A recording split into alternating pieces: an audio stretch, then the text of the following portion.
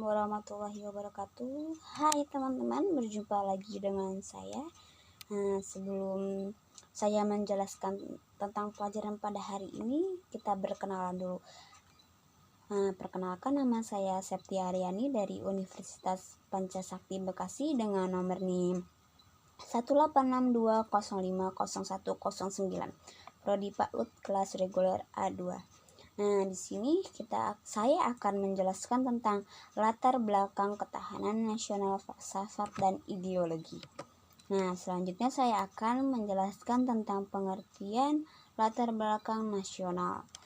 Nah, ketahanan nasional adalah konsisi kehidupan nasional yang harus diwujudkan dengan pembinaan sejak dini, sinergi dan kontinu secara pribadi, keluarga, daerah, dan nasional.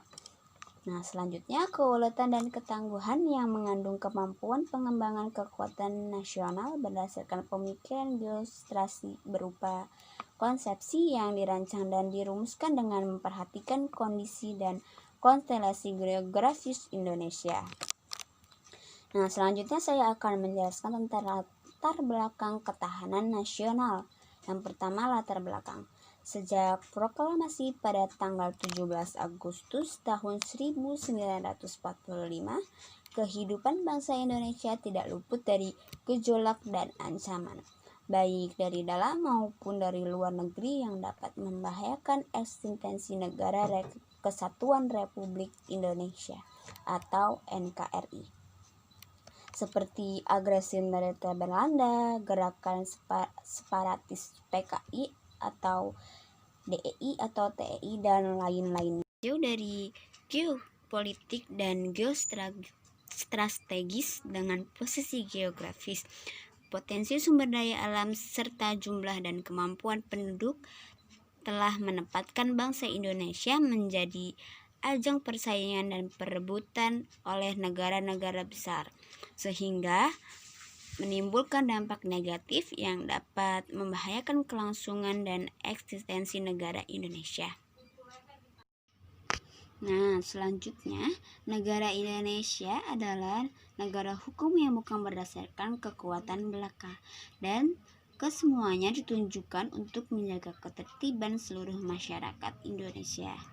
Negara Indonesia adalah negara yang mempunyai Undang-Undang Dasar 1945 sebagai konstitusinya, di mana sistem pemerintah negara tertuang di dalamnya, sehingga kondisi kehidupan nasional merupakan pencerminan ketahanan nasional yang didasari oleh Pancasila sebagai landasan ideal. Nah, yang pertama ada Undang-Undang Dasar 1945 sebagai landasan konstitusional. Nah, yang kedua ada wawasan Nusantara sebagai landasan visional. Nah, untuk itu bangsa Indonesia harus memiliki keuletan dan ketangguhan yang mengandung kemampuan mengembangkan kekuatan nasional, sehingga berhasil mengatasi setiap bentuk tantangan, ancaman, hambatan, dan gangguan dari manapun datangnya. Tujuan nasional. Tujuan ketahanan nasional pada dasarnya untuk menghadapi ancaman, tantangan, hambatan, dan gangguan atau AHTG. Jadi, semakin kuat ketahanan nasional suatu bangsa, semakin dapat menjamin kelangsungan hidup dan survival hidup untuk bangsa dan negara. Oleh karena itu, sekarang yang dibutuhkan adalah bagaimana membangun ketahanan nasional secara bottom-up approach melalui pembinaan tingkat ketahanan melalui ketahanan nasional, ketahanan daerah, ketahanan lingkungan, ketahanan keluarga, dan ketahanan pribadi.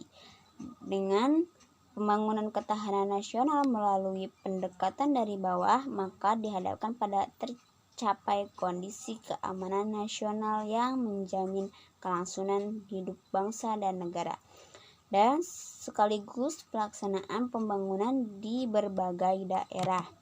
Selanjutnya ada falsafat dan ideologi negara. Yang pertama ada falsafat ketahanan nasional.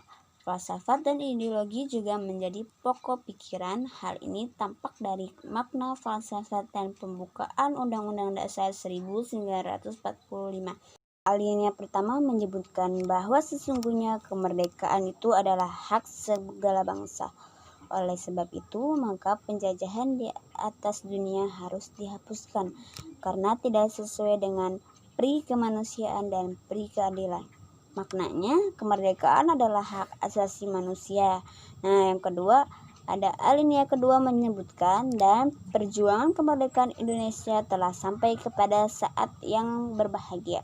Dengan selamat, sentosa mengantarkan rakyat Indonesia ke depan pintu gerbang kemerdekaan negara Indonesia yang merdeka, berdaulat, adil, dan makmur. Dari alinea kedua tersebut, maknanya adalah adanya masa depan yang harus diraih atau cita-cita. Nah, alinea ketiga menyebutkan atas berkat rahmat Allah yang Maha Kuasa dan dengan didorong oleh keinginan luhur supaya berkehidupan kebangsaan yang bebas, maka rakyat Indonesia menyatakan dengan ini kemerdekaannya. Dari maknanya dari alinea ketiga, bila negara ingin mencapai cita-cita, maka kehidupan berbangsa dan bernegara harus mencapai ridho Allah yang merupakan dorongan spiritual.